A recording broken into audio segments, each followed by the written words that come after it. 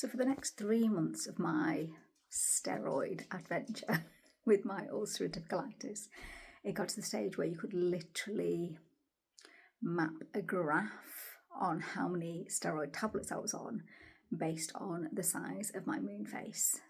So I did start off with 40 milligrams. I kind of checked back on Google search to see what the maximum dose was, and it was in fact 40 milligrams, so like 8 to 5 milligram tablets is what I had to take every day. Now, those of you who know with steroids, you cannot suddenly stop taking the medication because your body would react quite badly, so you have to get weaned off it. And that's exactly what happened over the course of the next 3 months.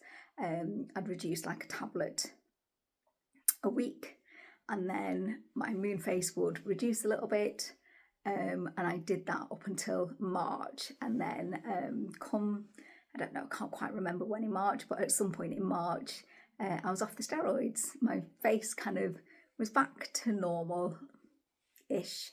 And I was just like, oh my God, this is amazing. Didn't have any of my symptoms. I felt healthy, like my appetite had gone back to normal because I was literally eating like a gannet.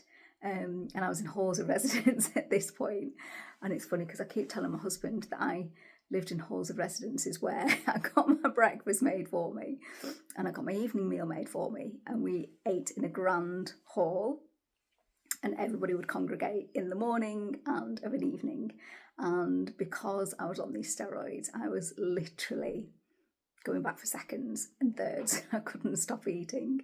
So I was off the steroids and everything was like honky-dory until a week later, and my symptoms literally came back like the last 3 months had never happened. And I was back in hospital again. Another hospitalisation and another course of steroids, but it was worse this time because I knew exactly what to expect. And again, that's when the realisation happened. That's when I felt down because I knew that my moon face would come back again.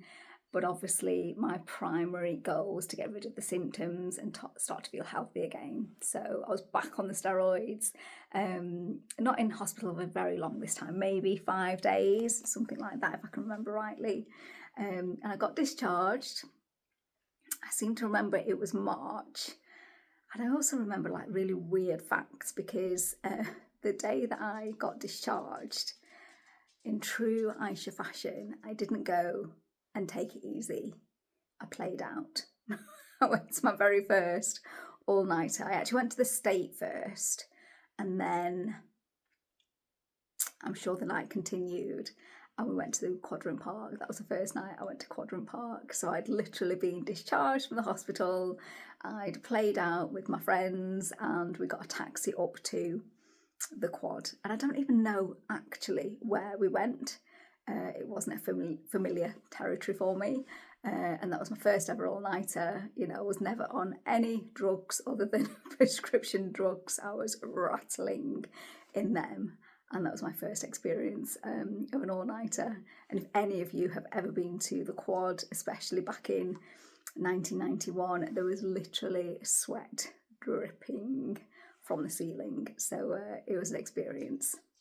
Probably not the experience you need just after having left hospital. But there you go. That was my life when I was 19 years old. So I will leave it there for this little instalment.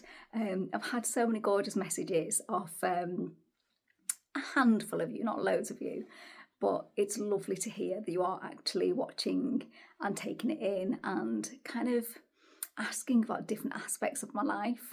And I will obviously touch on those later, but thank you so much for listening, for watching, and if you could hit that subscribe button, I would be eternally grateful.